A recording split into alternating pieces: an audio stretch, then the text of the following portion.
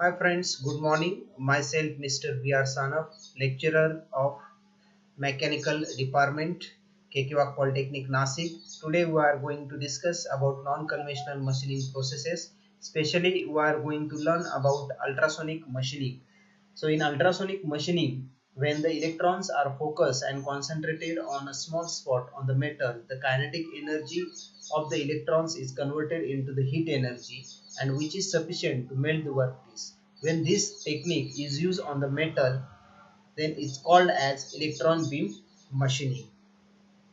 So next diagram, that is the working principle of electron beam machining. So in this diagram here it consists of table. That table can get slide, then the workpiece is placed on the table, then it consists of electron beams, then optical weaving system is there, vacuum chamber is there, then anode and electron gun is provided. So in this diagram here the power supply is provided. The one terminal of the power supply is connected to the electron gun and other terminal is connected to the anode.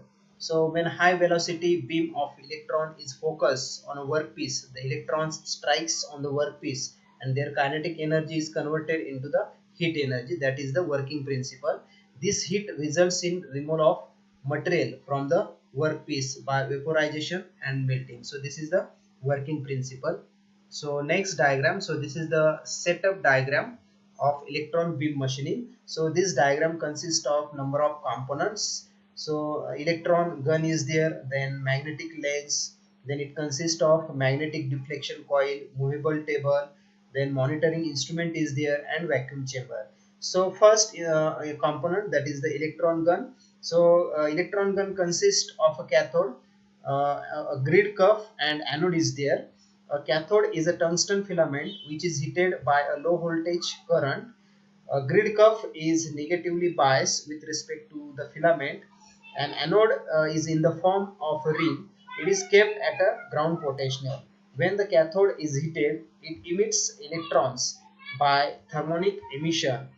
As there is a high potential difference between anode and cathode, the electrons are accelerated towards the anode by a high velocity.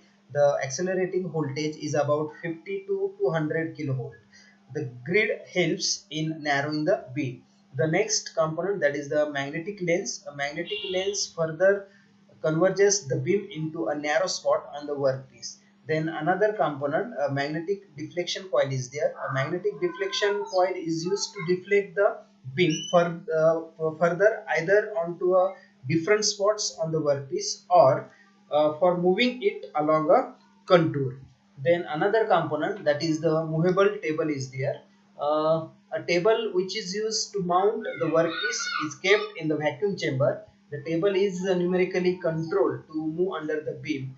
Hence, the machining of workpiece is done by either moving the table or by deflecting the beam. Then another component, that is the monitoring instrument. It is very important. A light microscope is kept to monitor the complete process. The operator can adjust the position of the workpiece as per his or her requirement and observe the actual machining processes. Generally, the beam remains stationary and the workpiece is in moving condition. Then another last component, that is the vacuum chamber. A vacuum chamber is kept in the chamber. The vacuum helps in the following manner.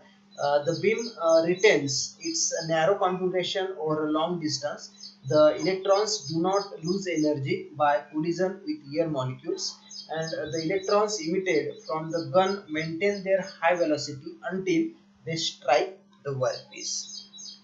So the next, there are some characteristics of this electron beam machining processes.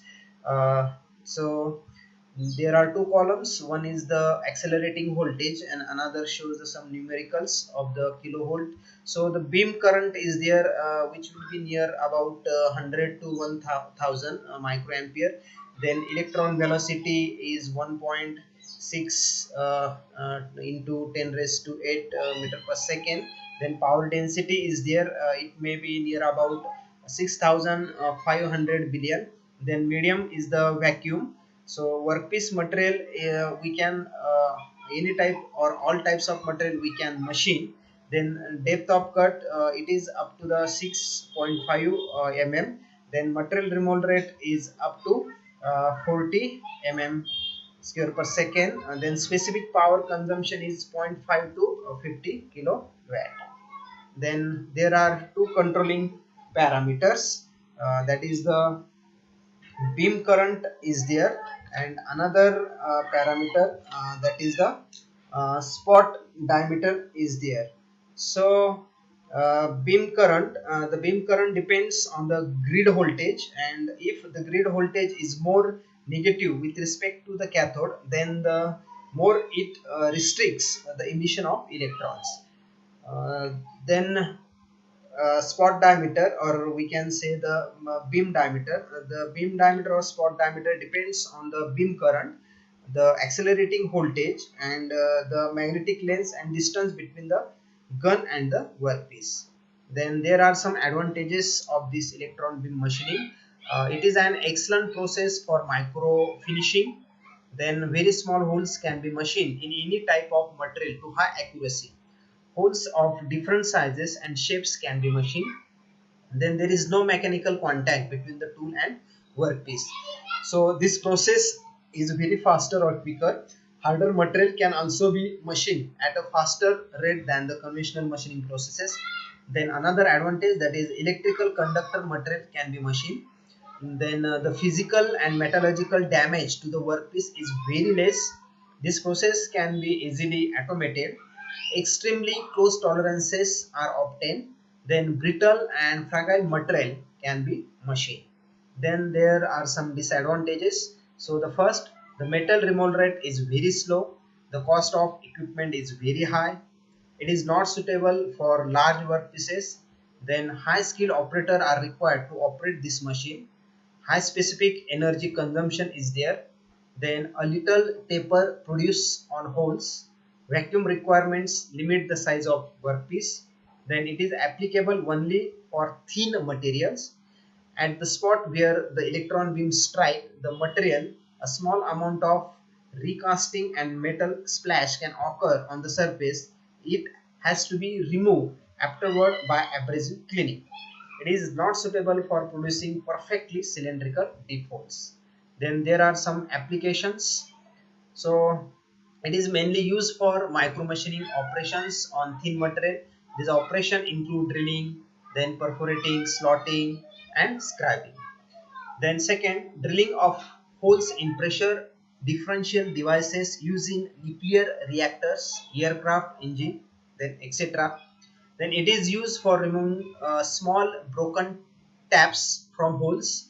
Micro drilling operation up to 0.002 mm for thin orifices, dies for wire drawing, parts of electron microscope, then injector nozzles for diesel engine. The next, a micromachining technique known as electron beam lithography is being used in manufacture of field emission cathodes, then integrated circuits and computer memories. Then last, it is particularly useful for machining of material of low thermal conductivity and high melting point. Thank you.